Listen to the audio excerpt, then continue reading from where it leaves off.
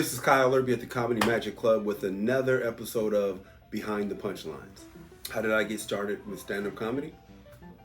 So I was looking for my purpose. I was trying to figure out what can I do. I wanted something that you could do for a long time. And I was an intern at the Tonight Show with Jay Leno, and he happened to tell me, you know what? Because I was taking an improv class at the time, and I told him about it. He was like, you should try stand-up. I was like, ugh. At the time, I was just thinking there's no way in the world that I could do stand-up. That's too scary. But I just kept hearing him. And the funny thing about Jay is he's so supportive. So he calls the Comedy Magic Club, and this is the biggest club for stand-ups. Especially, it's so hard to get in. And so he called, and he was like, yeah, I got a comic I'm sending down. I went down there like, yeah, welcome, son, but you're gonna have to do some things first. So, I came down here. I didn't get on, but they let me watch, and I just, I kept watching and learning, and then I finally got up on stage and bombed a horrible death. Have you ever had a joke that you were initially hesitant about and it became a big hit? No. Because my hits always start as hits. And it's not that I'm this great hit writer. I'm just actually not good enough to make a trash joke a great joke. But there is one joke that was trash, and then I did a rewrite with another comedian, Keeter Long, and that became a hit for me. So other than a massive rewrite, if I say it right, if it's good the first time, I have to try it again, hoping it works. And it's like, okay, let's try it again. And then you have to try it somewhere like the Comedy Magic Club. If it works at the Comedy Magic Club, you have a shot. How do you handle hecklers during your performance? I had to work on that because I used to get mad. And I can't be funny when I'm mad. So I had to learn to not get upset and keep the comedy, stay in the comedy zone, as I call it. So I had to learn I talk to them, try to discern them, but then I also want to make sure that the crowd, because sometimes if the comedian lashes out at the heckler, the crowd will be like, hey, this is our guy or our gal. So I have to try to hopefully get the crowd. It's like when I was a teacher, you gotta get the crowd to be like, all right, bounce them. Sometimes I'll get them kicked out because I got work to do. How do you keep your comedy fresh and avoid becoming repetitive? I have to write every day. I have to write every day and try to perform every night. That's the goal. And so I always have to be trying to bring in new things, because if it's so old, I'll get tired of it, and then the crowd, like if I can't perform it, it's not gonna work. If I don't love it, if I don't have something for it, so I always have to be bringing in new stuff. Working at the Tonight Show, that was the first time I ever saw, you can get paid to be funny, and these guys were making, the writers were making doctor money. And I was just like, me and my friends, we do this all the time. That's why as an educator, I used to think, man, I gotta start a comedy club for these kids, because the class clown doesn't understand that's a talent. I was the class clown, so we treat the class clown like a bad person, not understanding, no, dog, you ain't bad. You just can't do that now. But I'm gonna put you in a situation where you can act a fool and we'll get praise instead of detention, because these kids are talented. They don't even know they're talented. I didn't even know. I thought being funny was just something to be. I didn't understand until I got to the Tonight Show that this is a serious business. Do you prefer performing live or in front of camera? Why? I like live. My dream, multi-camera sitcom. They're kind of went out of style. They're coming back. Those are the ones with the live studio audience. That sound, and Comedy Magic is one of the best clubs in the world. And there's a sound, you can cut to it, Lynn, if you like. It's it's just and that's like the multi-camera. That's the beauty of a multi-camera show. You hear that. I grew up watching that stuff. What's Happening, Good Times, Fresh Prince, all those hits, Cosby Show. Don't start. You get the point. All these live studio audience hits with some white ones, Kyle. Growing Pains, like those 80, Step by Step, Family Matters. The live studio audience is no better feeling. Well, there's one, but there's no better feeling than that live studio audience laughter. It's nothing better, nothing like it. What advice would I give an aspiring comedian just starting out? My formula, and I know it sounds weird, but it's write every day, perform every night, hang at the club where you want to be. That's it. I can tell when I'm backsliding if I'm not doing one of those. Write every day, perform every night, hang in the club where you want to be. You just got to hang. And maybe not Comedy Magic at first, but find a more, a club close to you, wherever you are. Go to various clubs, see which one fits your vibe. If you can get a job there, please do. If you're at the Comedy Store, I became a Comedy Store doorman. Even not when I was young. I became a doorman, yes, when I was grown, like with kids. But I couldn't figure out how to get in. So you gotta humble yourself. I was taking out the trash, and getting trash juice on my shoes. That's the stinkiest smell in the world, trash juice. But that's what it takes. You gotta be willing to, you have to hang. So hanging has always been my least, and I'm just saying, Lynn will tell you, like, Lynn's gonna jump on this.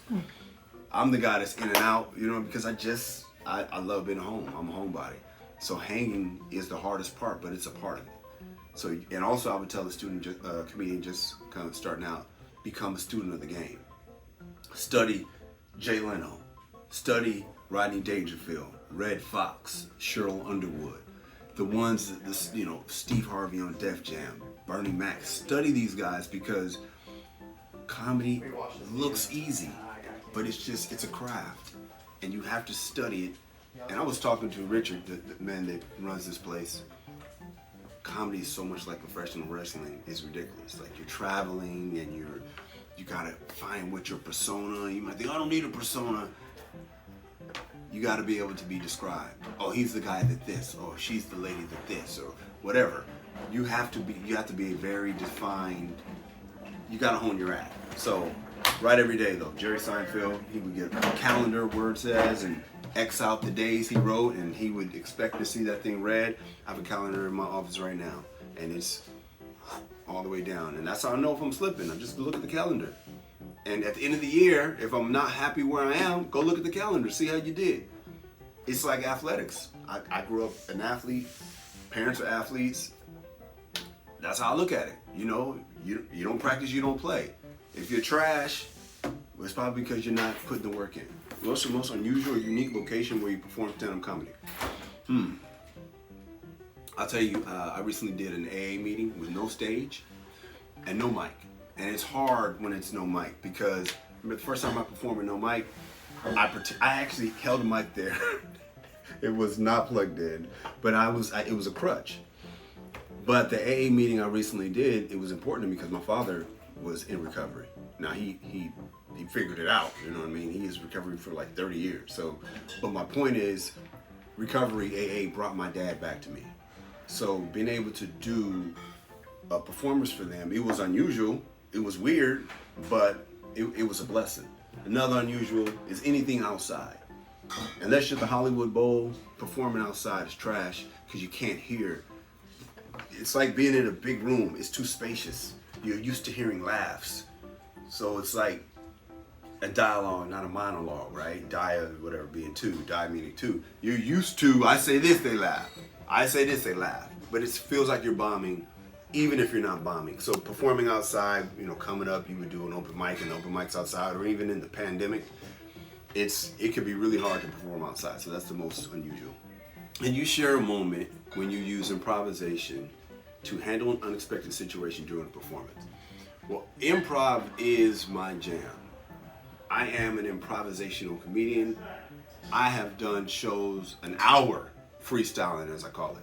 But I am trying to be a lot more written because it's a craft, right? So, but my point is, I usually like to start with something improvisational, something in the room, because that brings me in the room. If I just go in there and I just start, I don't know why, but it doesn't. I need something.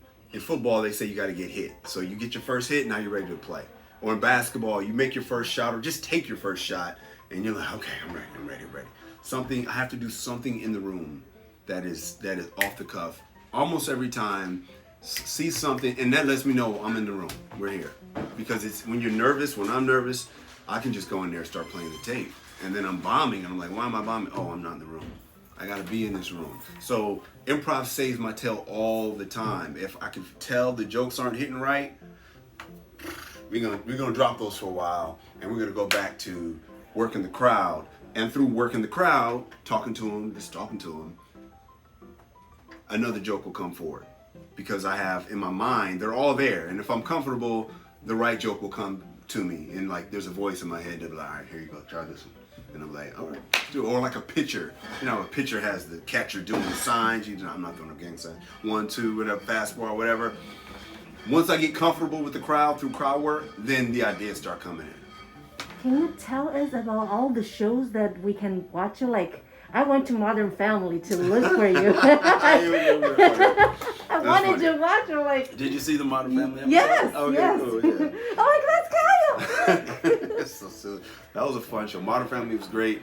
I got to work with comedy masters. These guys don't mess around. The jokes are tight, and it just felt like going to play with people that they write comedy differently than I write comedy. So I was on Call Me Cat for 3 episodes in I don't know which season 3. You guys catch it on the Fox app or whatever, or Hulu or something like that. But once again, I'm playing with like Mayim and Kyla Pratt, and these guys are killers at it. Like the guy that played Mayim's boyfriend, I think his name is Jackson, something like that. I always look at it like athletics, right? Their feet are so fast. They're so fast comedically, and just playing with. I'm used to stand up. And for just watching these people do comedy differently has been great. I was on Marin, I think it's season 3, an episode where it's an hilarious episode, by the way. Like something comes up missing, and he's hanging out with these black comics at his house, and so he assumes there's like an assumption who stole it, but he's scared to ask if the black dude stole it because it would have come off racist. So it was this whole big misunderstanding, but it was just hilarious. And once again, Mark Maron's style of comedy. The writing, the pen game is amazing, but it was a more dry. But like I said, now I'm playing with these guys. So for me, those doing the comedies are great. Life in Pieces, I was on that show on CBS, and that was like a Modern Family. And I hate that I don't know his name, but the guy that played the dad, I'm watching his scene, and he's just bop, bop, bop, bop. He took the lines, boom, boom, boom, boom, boom, boom, boom, boom, boom, boom, and then he was like, let me add something myself. He's joke, joke, joke, and I'm just watching like watching Kobe go for 80. Like, golly, this guy's good. You don't realize how great these comedic actors are on Life in Pieces, on Modern Family, or it's like watching Martin Lawrence in his prime on Martin. You're just like, whoo, this guy's good. So yeah, some of the TV things I've done, Criminal Minds is the one that people on the road, they love that show the most. And funny, my persona, I'm a bit of a jerk, a likable jerk, a guilty pleasure. And my guy tried to warn his boy about a woman that he didn't think was good for my boy. My boy didn't listen to me, and he got what they get on Criminal Minds. He got stabbed it up. What is it called? I think it's called If the Shoe Fits. And it was some Cinderella. She was killing people with a stiletto on that episode. Oh yeah, she was crazy. She was killing people with a stiletto. Go watch it. It's called Criminal Minds, If the Shoe Fits. And that's my favorite one too, because it felt like me. I was like, I wouldn't do it. Telling my boy not to do it. I mean, these are all small roles, but. Your latest project now that you were talking about. So my latest project, we can't talk about it yet, but it's an animated feature with a comedian that you all know and love. And and I'm happy to be in 3 episodes right now in this season. Hope you got it comes out dope. Hope the people love it. Hope there's a next season. And I'm having a good time with that because I'm in the booth by myself talking to my guy, and who happens to be the showrunner. I auditioned, but I got it. And he's just, shooting me the lines, and I'm just doing mine, and they're giving me notes. And once again, we're playing. So I remember when Jay told me when I first started, he said, improv is playing with the team, but you got to try stand up because it's just you. He said, when you're on the Tonight Show doing 5 minutes, you're the only person on NBC for 5 minutes. It's just you. And I was like, wow, okay. So you gotta learn how to play with the team. You also need to learn how to get your individual game. And as an introvert, I love individual time. This is not the first time that you opened for Jay. How do you feel? Like, so many years ago, he told me to do stand-up. And then today, you get to open for him. Yes. So I feel like this is my comedy birthday present.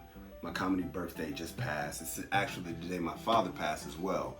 And so for me to be able to open for Jay right after my comedy birthday, it feels, and I didn't know it was going to happen. I didn't find out until a couple days ago. Jay is like my comedy father because he brought me into comedy. Cheryl Underwood is like my comedy mom because she took care of me and taught me the game, and still teaches me the game. And Jay is like a distant father. I see him every once in a while, but no, I'm joking. But it's like, your dad's like, how you doing? You good? Okay, son, see you in 6 months. So this is the third time opening for Jay. This is the most comfortable I felt. First time it was kind of overwhelming because I just could not believe that the man that told me to do it, and who is, I always say, first ballot Hall of Famer in the game, all-time legend, period, to be able to work with him and to be able to work with him here in a club that was the hardest club to get in for me, took many, many, many years. It just feels like a full circle.